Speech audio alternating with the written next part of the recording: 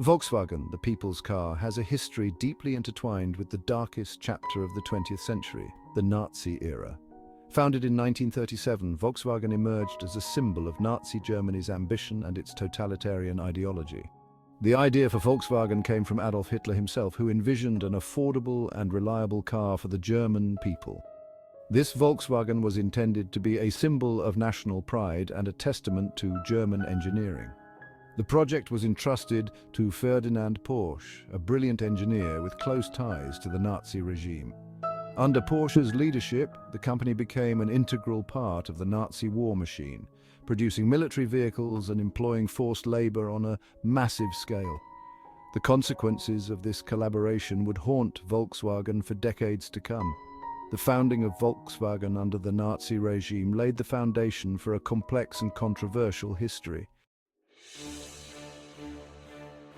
The Volkswagen project, championed by Hitler, was more than just an automobile venture.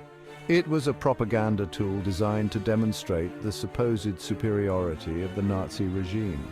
The sleek, affordable Volkswagen Beetle was presented as a symbol of German engineering and a tangible benefit of National Socialist rule.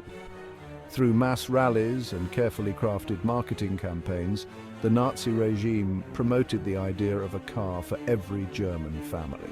Hitler's personal interest in the project gave Ferdinand Porsche unprecedented access to resources and support.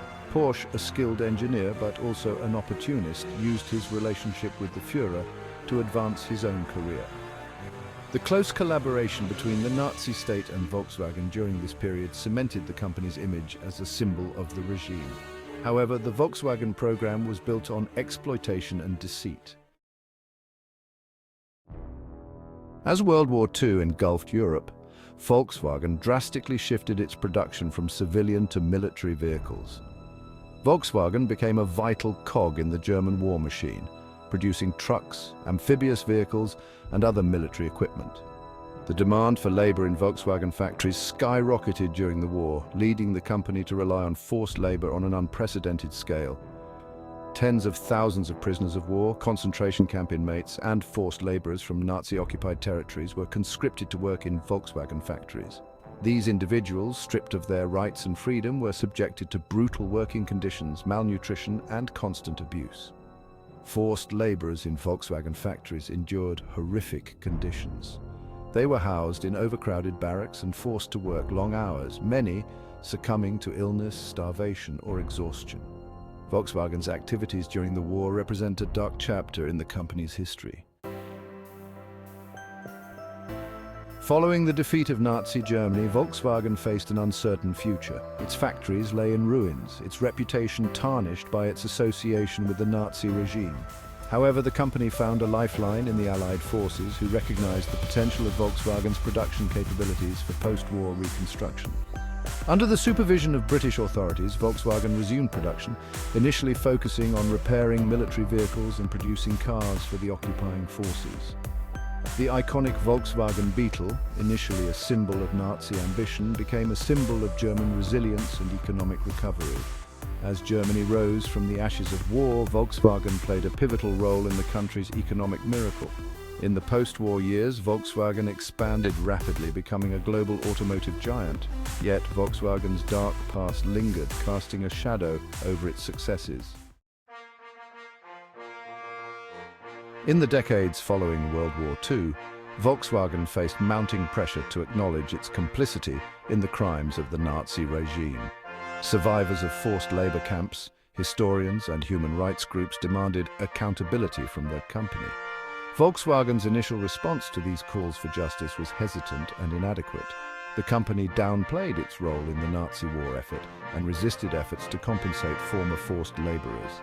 However, as public criticism intensified, Volkswagen began to take steps to confront its past and make amends.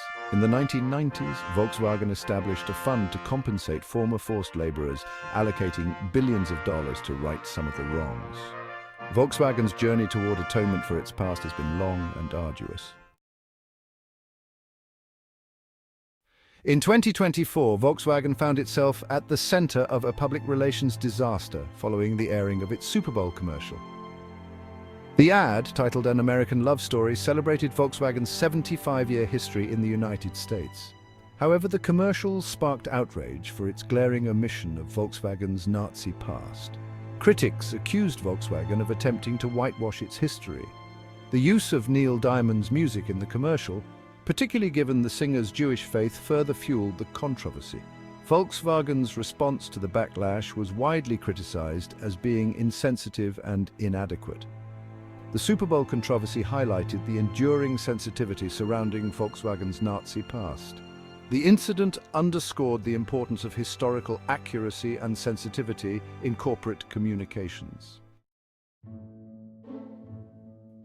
The story of Volkswagen's entanglement with the Nazi regime is not an isolated incident. Numerous German companies, both large and small, profited from the crimes of the Third Reich, becoming complicit in its atrocities.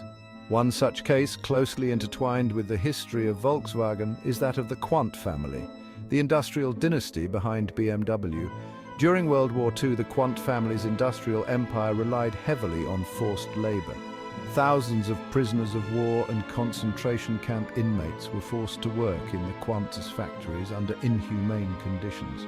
Despite their undeniable entanglement with the Nazi regime, the Quandt family managed to restore their wealth and reputation after the war.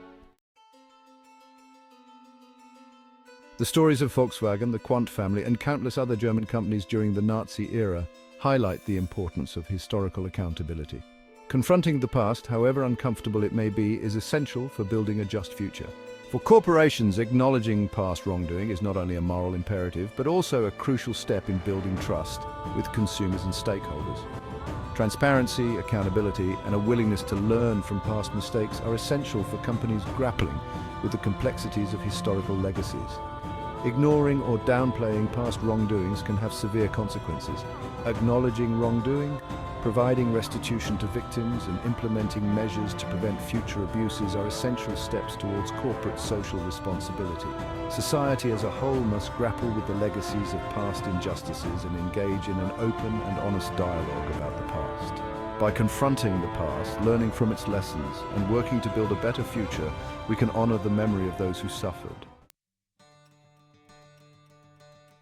Volkswagen's journey from its founding under the Nazi regime to its status as a global automotive giant is a story of ambition, innovation, and enduring controversy. The company's history serves as a powerful reminder of the complex relationship between business and politics. Volkswagen's story teaches us that the past is never truly over. It shapes the present and influences the future. For corporations, acknowledging past mistakes and taking responsibility for their actions are crucial for building trust. Transparency, accountability, and a commitment to ethical conduct are essential for navigating the complexities of the modern business world. By learning from the mistakes of history and embracing the principles of social responsibility, we can strive for a more just world for all.